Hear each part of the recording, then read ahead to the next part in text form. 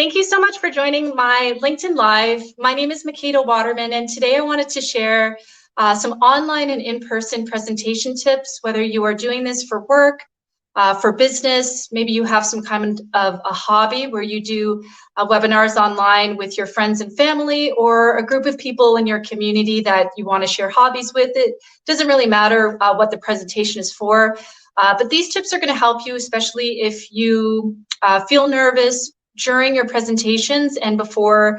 Also, if you are kind of confused as to whether what kind of strategy you should use, whether it would be group participation or pretty much talking a lot. I can't speak for you, but for myself, when I'm in group in-person presentations or online, I really like a variety of different things just to keep me, keep me interested and keep me engaged while I'm listening to somebody share their points in a presentation. So let's get started. If you're one of those type of people who feel really nervous, in my last live stream last week, I shared how I like to watch public speakers on YouTube, probably for about a good 5 or 10 minutes before I do my presentation. The reason why I do this is it makes me realize that other people have to go in front of millions of people on television or in their town to communicate a message. And the more I'm a visual person when I learn, so the more I can see somebody looking comfortable and confident, whether it's a motivational speaker like Tony Robbins or Barack Obama or someone like that on stage sharing a presentation, it actually gives me inspiration, not necessarily to sound like them, but it gives me inspiration that if they can do it, I can do it too. Other things I like to do too is I like to make sure that I take a walk before a presentation. If I don't have time to go outside and take a nature walk, I do enjoy just walking around my home, looking out the window and just really taking some deep breaths of fresh air while I'm standing by my window, just to get any kind of distractions off of my mind. I also like to start my morning with some meditation as well, which really helps to clear out thoughts or feelings from the previous day, so that when my presentation that day comes, I'm feeling very calm, confident, and centered.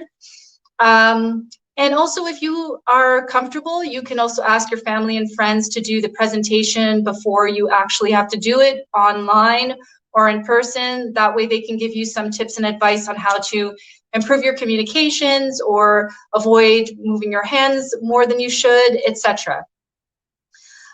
So one of the things that I really do appreciate about presenters is a lot of them have this ability to say less and the audience does more, which I think in this day and age, a lot of us spend time on social media and our attention span is getting much more shorter and shorter by the year, the minute for some of us.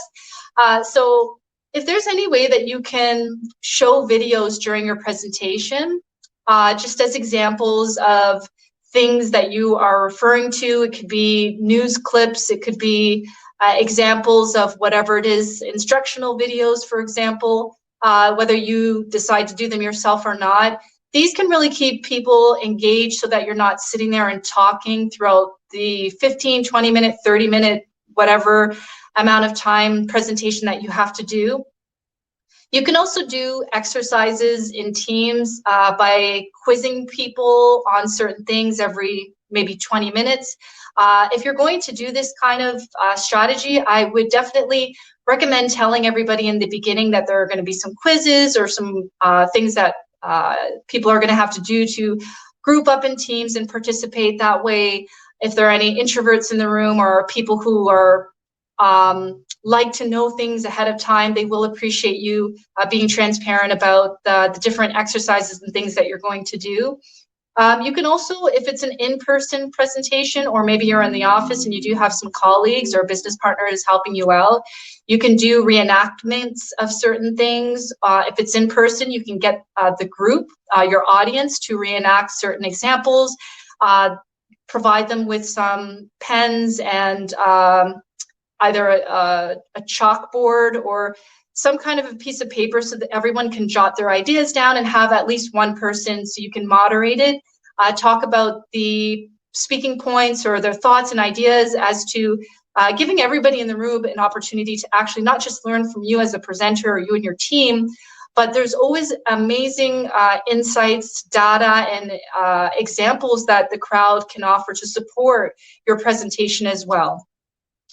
You can also ask questions throughout your presentation, whether it's online or offline, giving people maybe 2 or 3 minutes to jot down their question if it's not in a kind of get in a group situation, and then ask maybe, depending on the time that you have allocated to your presentation, asking people to speak up by putting their camera on if it's a webinar presentation, or standing up and going in front of the crowd. There's so many different ways that you can allocate your nervous feelings, your jitters, or even just allowing an opportunity to recognize not necessarily just the leaders in your business or team, but people who don't often speak in your organization, whether they're reserved, introverted, maybe they're just new here in Canada and they're feeling nervous about speaking up. This gives you an opportunity to recognize team members that usually don't speak up. And it gives, like if you have some kind of a gift giving opportunity to the person that has the best answer, or you do just generally give gifts or something like that, food, things like that for people who are participating, it can really make everybody in that room on that online presentation webinar feel included in the conversation. And they will remember you as well. If you're really, really great at doing this and you make it very interactive and people feel enthusiastic and excited to actually be there and they're not falling asleep or thinking in their head or playing with their phone, if they're allowed to do that, and depending on the environment, this gives people an opportunity to remember how much fun you created your presentation and how they can use you again for another presentation, or maybe they will do a presentation and they will ask you for some tips and advice. I always like to go with the 5W strategy. I'm sure many of you had learned about the who, what, where, when, and why, and sometimes how. The reason why this is very effective with any kind of presentation you do, whether it's for entertainment or business, work, etc., it gives no one an opportunity for, at the end of your presentation, to say that you missed this or you missed that, or someone can pick at your presentation at the end, or maybe your goal is to appear as more as a subject matter expert or a leader in your organization. But if you actively have to do presentations and you're missing out good chunks of information and people kind of say it during the presentation or when you're not around, it could discredit your ability to show that you are an effective communicator. And the who, what, where, when, why, and sometimes how, it doesn't have to literally be, slide number 1, who, slide number 2, if you know what I'm saying. It could just be examples, data, references, storytelling, things like that, that really give people a full understanding of what you're doing your best to communicate. So that way they leave, like they learn something that you eventually will become the subject matter expert. They will come to you for information, or they will ask you if you want to get involved with other departments' projects because you did such a great job at communicating at that online or in-person presentation. And then also too, another way for myself, I can't speak for you if you regularly have to do presentations or speak to people online. The 5W strategy also helps to know that you're helping people in the crowd. If it's informational, there's so many different presentations. There's entertainment, there's informational, etc. But the goal that you really should try to have is to make sure that a good number of people, if not everybody in the room, left with something that they can bring back to their personal life, to their health, wealth, etc., making them feel empowered, so that at the end of the conversation, they remembered more of the value that you added than just, I don't know, the color of your PowerPoint presentation, which some people will remember or not. But the most important thing is to add that value throughout the entire presentation, from the beginning to the end, I believe. And then your PowerPoint presentations, make them colorful. If it's based on your company, include that company logo in the top left or the top right or bottom, whichever way works within your branding guidelines. Try to explore different templates in PowerPoint. You can either design your own if you have the graphic design skills, or you can actually use templates within PowerPoint. As you're aware, if you're not very familiar with PowerPoint, you can put keywords and search for different templates such as business or technology or creative.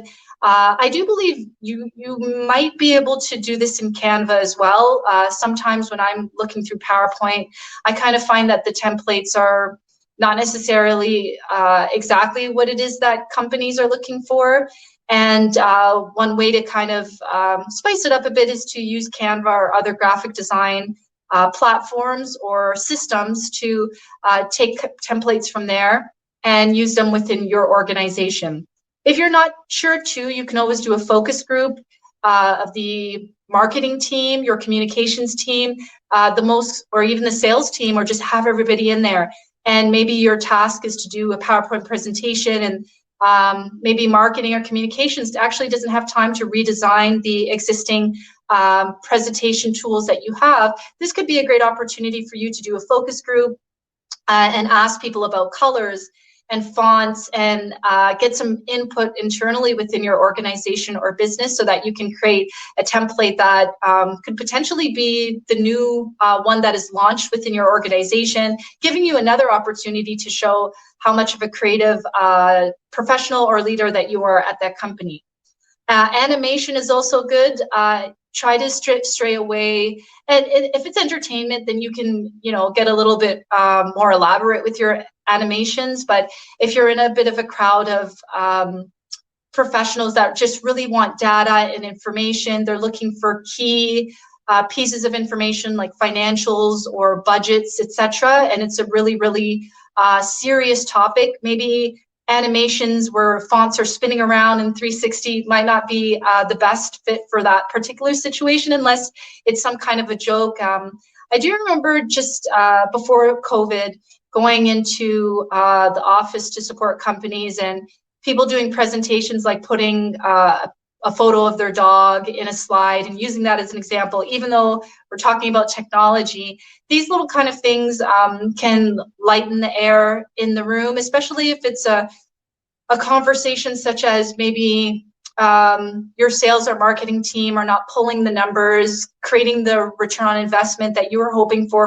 the last quarter, and you want to lighten up the presentation a bit, putting little things like a photo of a dog or a cat instead of a person to make people kind of lighten up and feel less stressed out during your presentation is a really good idea. And again, that really depends on your audience if you know them very well. Stock photos of people that look like the people in your organization also helps very well, just to make people feel as if you were thinking about them when you were just putting the PowerPoint presentation or the images or content together. Making people feel seen is definitely another effective way of creating great communications. And also adding videos and charts and visuals, news broadcasts. I always like to lean on the air of caution. I guess if you're using online media, always make sure to credit those sources at the end of your presentation or while you're doing the presentation, especially if you are going to send a soft copy to everybody on your team or the people. You never want anyone to kind of think that that design or that video or whatever the case may be was designed by you. You always want to just keep it ethical and morale when you're doing these presentations. That's what I have here on the list so far. I think the other thing that I would say too is storytelling is really effective when it comes to doing presentations, and it doesn't necessarily have to be a story from your personal or business life. You can always ask somebody in the crowd. Let's take, for example, you're talking about aviation, maybe you're a pilot and you're talking about the advancements of your company in aviation in 2023, the first few months, and you don't have a story to tell. You can always ask another pilot, on the line, if you do believe that they're a great communicator to tell a story of something that happened or just pose a question out there. Storytelling is very, very effective. And depending on your tone of voice, the words you use, how you describe your stories, it can really, really impel people to want to learn more, to lean on you after the presentation, because they see you as somebody who not just knows how to do a presentation, but you know how to quickly create rapport with people and communicate in a way that makes them understand what it is that you're saying, whether it's complex or easy to understand. Other presentation tips I would have to say really are also just having some housekeeping in the beginning. Sometimes people go into presentations, especially the online ones, and there's not really any housekeeping, and people forget to put their mute on and things of this nature. And if nobody's helping to facilitate, no one's actually listening in and hearing if there's background noise and putting people on mute, you might just want to let people know ahead of time. But I also think, I know I mentioned this early on, giving people gift cards or recognizing people on the line is also another great opportunity. I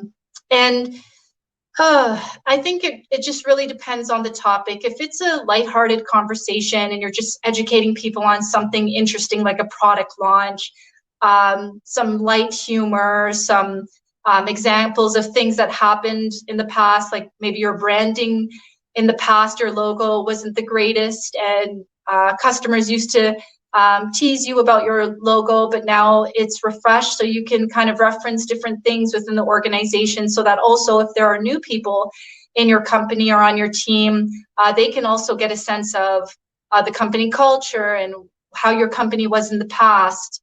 So contrast and similarities and things like that are also a great way to connect with everybody on the line and make people feel heard. For those people who feel nervous, I'm probably going to tell you there will be some people in that in-person or online presentation that actually feel nervous too, believe it or not. Sometimes for myself, it just depends on what the person's going to talk about. I often sometimes feel nervous because I don't know what the presenter is going to say, what kind of information they're going to divulge in front of everybody. So everybody feels nervous, and a nervous feeling is not necessarily negative. It's just a feeling. It's just an emotion that you have. And hopefully, if you have to do presentations regularly, it's not overpowering your ability to communicate or look like you have confidence in yourself. I can really just say that probably if you're a visual person, much like myself, you could do your best just to watch a lot of speakers. Just off the top of my head, some of the greatest speakers would have to be like Tony Robbins, Barack Obama, Michelle Obama, Oprah Winfrey is a pretty good one. I'm sure there are other people too who are really, really great at just speaking in front of a crowd, no matter what it is that they're saying. But watching people or just getting books on Amazon on how to improve your public speaking, or watching a lot of videos on how to improve your public speaking also helps. If you have an international team within your business or organization, having a translator, or nowadays I'm seeing a lot of sign language speakers. I'm not sure if you watched the Oscars the other day, but I felt pretty impressed to see how many celebrities had sign language interpreters standing beside them on the red carpet. So if you do have a very diverse and inclusive organization, having translators on the line, having people either on the actual webinar with you or in the room doing sign language and things of that nature to help certain people.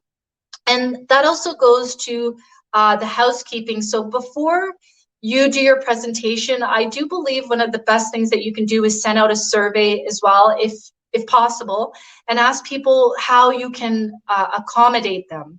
And you'd be surprised, like, for example, if you're doing a presentation and you're ordering food, maybe you like eating chicken or you like eating steak and stuff, and so your company has a big budget.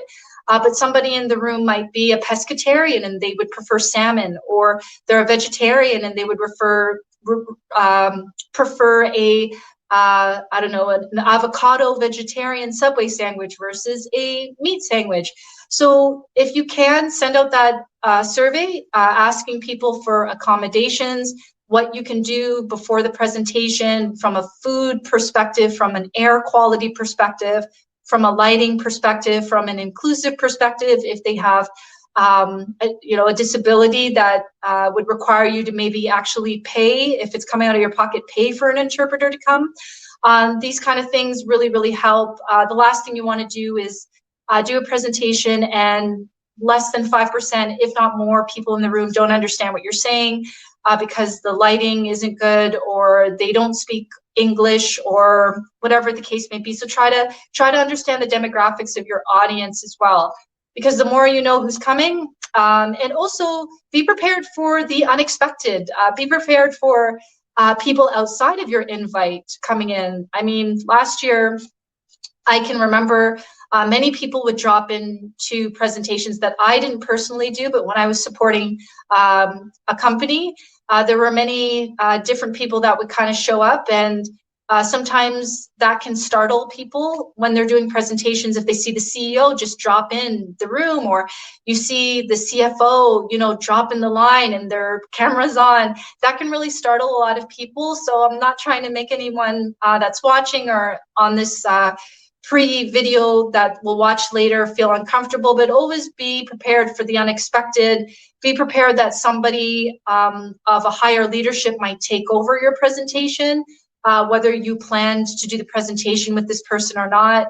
Be prepared that there might be technical difficulties and things of this nature that you might not necessarily be able to prepare for. So try not to panic. Things happen. I'm pretty sure that over these past 3 years, you've been in online presentations where maybe somebody's mic went out or someone's camera went out or their internet was bad and their video was choppy and they literally had to stop doing their presentation. So make sure you have that internet bandwidth so your videos don't go stale or have some kind of malfunction while you're trying to communicate with everybody. So I hope these presentation tips help. I'll just do a quick recap. If you're feeling nervous and you're a visual person, just watch inspirational or motivational speakers that can really help you get into your center and feel comfortable before you do your presentation. Say less and increase attendance participation by showing videos, doing exercises, quizzing people, asking questions, doing reenactments. And just to be fair to your audience, let them know before the presentation starts that you're going to be mixing it up so nobody is feeling nervous. Those presentations where you go on, the person doesn't do the housekeeping, they start doing different activities and people kind of freeze because they thought they were just gonna kind of sit and take notes and that's it. Make sure to have your 5W strategy of the who, what, where, when, and how if needed, just to make sure that before your presentation ends, nobody asks you questions that might discredit the entire work that you did. No one leaves the presentation feeling as if they didn't necessarily learn because there was a bunch of data and information that was left out. And then if you're going to use PowerPoint, because you don't necessarily have to, although it's something that people lean on a lot, make sure that you add animation, a little bit of humor if necessary, and depending on your audience. If you're not a graphic designer or you just don't have the time to get into Canva or look, design stuff in PowerPoint, try to check out the PowerPoint templates. They're free. And also add stock photos of people that look like the people in your organization so everyone feels seen. Make sure to add that company logo in the header or the footer or wherever you see fit, just to keep consistent with your company guidelines for branding. And add videos, add charts, and add visuals so that people aren't necessarily reading text on a screen if that's the route you're going. So people feel like every few minutes something is changing and they're not feeling tired or bored or looking at their phone while they're on the webinar. This will just really help with engagement and help people retain that information more than anything. So thank you so much for joining me here on LinkedIn Live. I haven't quite figured out what I'm going to do next week, but it will be something that I'm very passionate about, or I do regularly, that I believe could help you on the line if you're interested. If you do have any ideas that I haven't quite covered in any of my LinkedIn lives, you can send me a message or leave a comment below, and I'll see what I can do. I'm always inspired to take feedback and do different types of presentations that can help people professionally or in their personal lives. And yeah, that's it for today. Thank you so much for tuning in. Thank you for watching the pre-records if you have the time to do that. I hope all of you stay safe and take care of yourself. All right.